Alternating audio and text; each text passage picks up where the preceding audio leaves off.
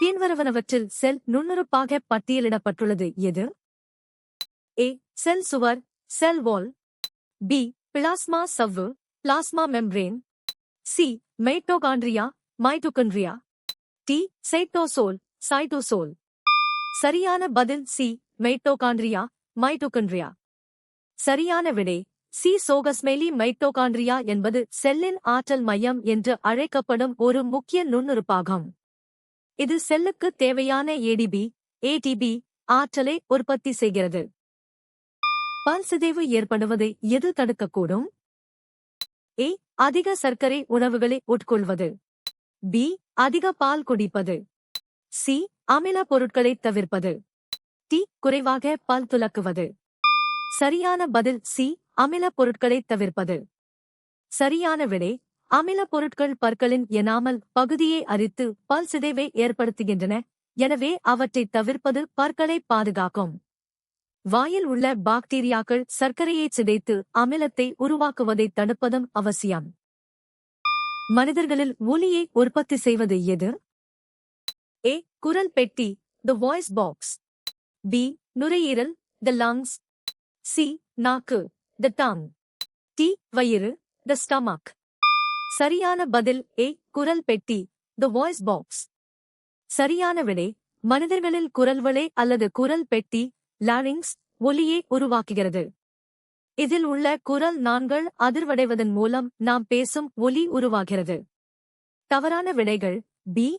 நுரையீரல் ஒலி உருவாக்க தேவையான காற்றை வழங்குகிறதே தவிர ஒலியை உருவாக்குவதில்லை. அவதானிப்பு அட்டவணையில் மின்தடைக்கு என்ன அலகு பயன்படுத்தப்படுகிறது? A. Ohm. B. Watt. C. Ampere. D. Volt. சரியான பதில் ஏ. ஓம். மின்தடையின் சி அலகு ஓம், ஓம் ஆகும். இது ஒரு கடத்தியின் வழியே மின்னோட்டம் செல்வதை எதிர்க்கும் பண்பை குறிக்கிறது. வாட் என்பது மின்திறனை கணக்கிட பயன்படும் அலகு. ஆம்பியர் என்பது மின்னோட்டத்தின் அளவை குறிக்கும் அலகு. ஊர்வனவற்றிலிருந்து பறவைகள் பரிணாமம் அடைந்தது எந்த கருத்தை ஆதரிக்கிறது? ஏ. பொதுவான மூதாதையர், காமன் ancestry. பி. தகவமைப்பு, அடாப்டேஷன். சி. சிற்றினமாக்கம், ஸ்பெஷியேஷன். டி. மரபணு நகர்வு, ஜெனடிக் ட்ரிஃப்ட். சரியான பதில் ஏ. பொதுவான மூதாதையர், காமன் ancestry. சரியான விடை ஏ. சோகஸ்மெலி. ஊர்வனவற்றிற்கும் பறவைகளுக்கும் இடையே உள்ள ஆர்க்கியாப்டெரிக்ஸ் போன்ற இணைப்பு உயிரிகள் அவை ஒரே மூதாதையரிடமிருந்து வந்தவை என்பதை நிரூபிக்கின்றன. இது பரிணாம வளர்ச்சியில் உயிரினங்களுக்கு இடையேயான தொடர்பை விளக்குகிறது. ஒளியின் வேகத்துடன் ஒப்பிடும்போது ஆல்பா கதிர்களின் தோராயமான வேகம் என்ன? ஏ. மாறக்கூடியது, ஒளியின் வேகம் வரை. பி. வேகத்திற்கு சமம். சி. வேகத்தின் 1/10 முதல் 1/20 மடங்கு வரை. டி. வேகத்தின் 9/10 மடங்கு. சரியான பதில் சி. வேகத்தின் 1/10 முதல் 1/20 மடங்கு வரை. சரியான விடை சி. சோகஸ்மெலி. ஆல்பா கதிர்கள் அதிக நிறை கொண்ட ஹீலியம் உட்கருக்கள் என்பதால் அவற்றின் வேகம் ஒளியின் வேகத்தில் 1/10 முதல் 1/20 பங்கு வரை மட்டுமே இருக்கும். இவை மற்ற கதிரியக்க கதிர்களை விட குறைவான வேகத்தை கொண்டவை. நீரேற்றப்பட்ட இரும்பு 2 ஆக்சைட்டின் வேதியியல் வாய்ப்பாடு என்ன? A. Fe2. B. Ab2 NH2. C. Ab4 D. Fe2. சரியான பதில் பி. Ab3 NH2. 6. சரியான விடை பி. சோகஸ்மெலி. துருவின் வேதியியல் பெயர் நீரேற்றப்பட்ட இரும்பு 3 ஆக்சைடு ஆகும். இதன் வாய்ப்பாடு Ab3 NH2 என்பதாகும். இதில் N என்பது அதனுடன் இணைந்துள்ள நீர் மூலக்கூறுகளின் எண்ணிக்கையை குறிக்கிறது. எந்த தனிமத்தின் அணு நிறை 9.012 ஆகும்? A. Helium, helium. B. Beryllium, beryllium. C. Boron, boron. D. Lithium, lithium. சரியான பதில் பி. Beryllium, beryllium. சரியான விடை பெரிலியம். பி. தனிமத்தின் அணு எண் 4 மற்றும் அதன் அணு நிறை தோராயமாக 9.012 ஆகும். இது தனிம வரிசை அட்டவணையில் இரண்டாவது தொகுதியில் உள்ள ஒரு காரமண் உலோகமாகும்.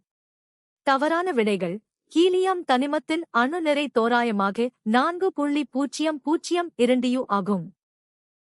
குரல் பெட்டியின் மற்றொரு பெயர் என்ன? ஏ. குரல்வளை லாரிங்ஸ். பி. உணவுக்குழாய் எசோஃபேகஸ். சி. தொண்டை ஃபாரிங்ஸ். டி. மூச்சுக்குழாய் ட்ரெக்கியா. சரியான பதில் ஏ. குரல்வளை லாரிங்ஸ். சரியான விடை ஏ. சோகஸ்மெலி. குரல்வளை லாரிங்ஸ் என்பது சுவாச பாதையின் ஒரு பகுதியாகும். இது ஒலியை உருவாக்க உதவும் குரல் நாண்களைக் கொண்டுள்ளது. இது தொண்டைக்கும் மூச்சுக்குழாய்க்கும் இடையில் அமைந்து ஒலியை உருவாக்குவதால் குரல் பெட்டி என அழைக்கப்படுகிறது. ஒலி காரணமாக சில்வர் புரோமைடு சிதைவடையும் போது என்ன வாயு உருவாகிறது? A. Oxygen oxygen. B. Carbon dioxide carbon dioxide. C. Hydrogen வாயு ஹைட்ரோஜன் கேஸ். டி. புரோமின் வாயு புரோமீன் கேஸ். சரியான பதில் டி. புரோமின் வாயு புரோமீன் கேஸ். சரியான விடை டி. சோகஸ்மெலி. சில்வர் புரோமைடு ஏஜிபிஆர் ஒளியின் முன்னிலையில் சிதைவடையும் போது அது வெள்ளி சில்வர் மற்றும் புரோமின் வாயுவாக பிரிகிறது. இந்த ஒளி வேதிச் சிதைவு வினை கருப்பு வெள்ளை புகைப்படத் துறையில் பயன்படுத்தப்படுகிறது. விந்தணுக்கள் உருவாவதற்கான சொல் என்ன? ஏ. அண்டக உருவாக்கம் உஜெனிசிஸ். பி. விந்தணுவாக்கம் ஸ்பெர்மேட்டோஜெனிசிஸ். சி. ஒடுக்கர் பிரிவு மியாசிஸ். டி. கேமெட்டோஜெனிசிஸ் கேமெட்டோஜெனிசிஸ். சரியான பதில் பி. விந்தணுவாக்கம் ஸ்பெர்மேட்டோஜெனிசிஸ். சரியான விடை விந்தணுவாக்கம் என்பது விந்தகத்தின் விந்து நுண்குழல்களில் விந்தணுக்கள் உருவாகும் உயிரியல் செயல்முறையாகும். இது மைட்டாசிஸ் மற்றும் மயோசிஸ் ஆகிய 2 செல் பிரிதல் நிலைகளையும் உள்ளடக்கியது. நீரின் அயனிப் பெருக்கத்தை குறிக்க பயன்படுத்தப்படும் குறியீடு எது? ஏ. கே_. பி. கே_W. சி. கே_A. டி. கே_B. சரியான பதில் பி. கே_W. சரியான விடை பி. சோகஸ்மெலி. நீரின் அயனிப் பெருக்கம் என்பது ஹைட்ரஜன் மற்றும் ஹைட்ராக்சைடு அயனிகளின் செறிவுகளின் பெருக்கற்பலன் ஆகும். இது கே_W என்ற குறியீட்டால் குறிக்கப்படுகிறது. மனிதர்களில் எத்தனை ஜோடி ஆட்டோசோம்கள் காணப்படுகின்றன? ஏ. 22 ஜோடிகள். பி. 46 ஜோடிகள். சி. 23 ஜோடிகள். டி. 1 ஜோடி. சரியான பதில் ஏ. 22 ஜோடிகள். சரியான விடை மனிதர்களில் மொத்தம் 23 ஜோடி குரோமோசோம்கள் உள்ளன. அதில் 22 ஜோடிகள் உடல் பண்புகளை தீர்மானிக்கும் ஆட்டோசோம்கள் ஆகும். மீதமுள்ள ஒரு ஜோடி அல்லோசோம்கள் அல்லது பால் குரோமோசோம்கள் என்று அழைக்கப்படுகின்றன. கல்கரியை பயன்படுத்தி உற்பத்தி வாயுவை தவிர வேறு என்ன எரிவாயு தயாரிக்கப்படுகிறது? ஏ. கந்தக dioxide sulphur dioxide சூட். பி. நீர்வாயு வாட்டர் கேஸ் சூட். C. Carbon dioxide carbon dioxide சூட். டி. நைட்ரஜன் வாயு நைட்ரோஜன் கேஸ் சூட்.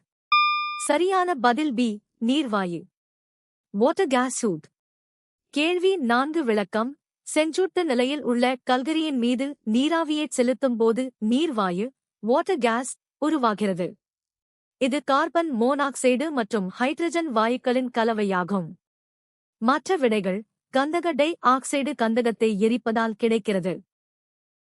பின்வருவனவற்றுள் பொதுவாக பயன்படுத்தப்படும் வெப்பநிலையின் அலகு எது? ஏ. நியூட்டன்.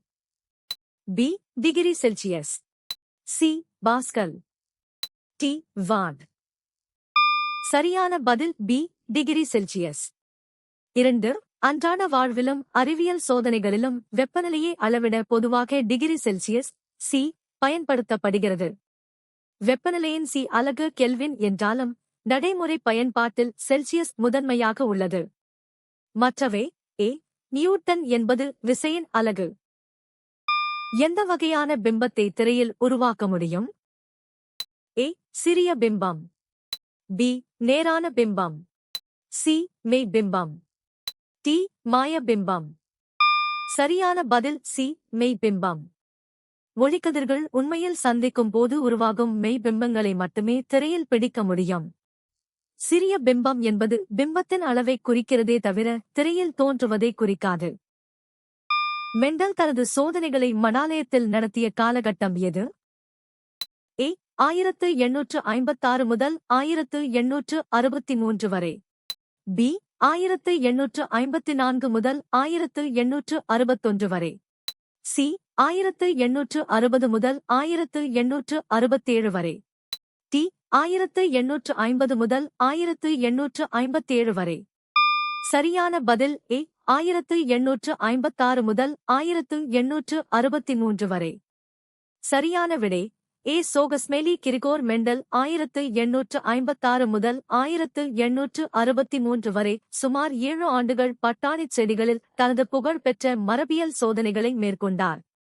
இந்த சோதனைகளின் முடிவுகள் 1866-இல் ஆய்வுக் கட்டுரையாக வெளியிடப்பட்டு நவீன மரபியலுக்கு அடித்தளமிட்டன. பின்வரும் எந்தச் செயல்பாட்டில் மூலக்கூறுகள் குறைந்த செறிவிலிருந்து அதிக செறிவிற்கு நகர்கின்றன? ஏ. சவ்வூடு பரவல் ஆஸ்மோசிஸ். பி. பரவல் டிஃப்யூஷன். சி. ஆற்றல்சார் கடத்தல் ஆக்டிவ் டிரான்ஸ்போர்ட். டி. எளிதாக்கப்பட்ட பரவல் ஃபேசிலிட்டேட்டட் டிஃப்யூஷன். சரியான பதில் சி. ஆற்றல்சார் கடத்தல் ஆக்டிவ் டிரான்ஸ்போர்ட். சரியான விடை ஆற்றல்சார் கடத்தல் ஆக்டிவ் டிரான்ஸ்போர்ட். ஆற்றல்சார் கடத்தலில் மூலக்கூறுகள் குறைந்த செறிவிலிருந்து அதிக செறிவிற்கு ஆற்றலை ஏடிபி பயன்படுத்தி நகர்த்தப்படுகின்றன. இது செறிவு குறைபாட்டிற்கு எதிராக செயல்படும் முறையாகும். நீங்கள் எத்தனை சரியாக பதிலளித்தீர்கள்?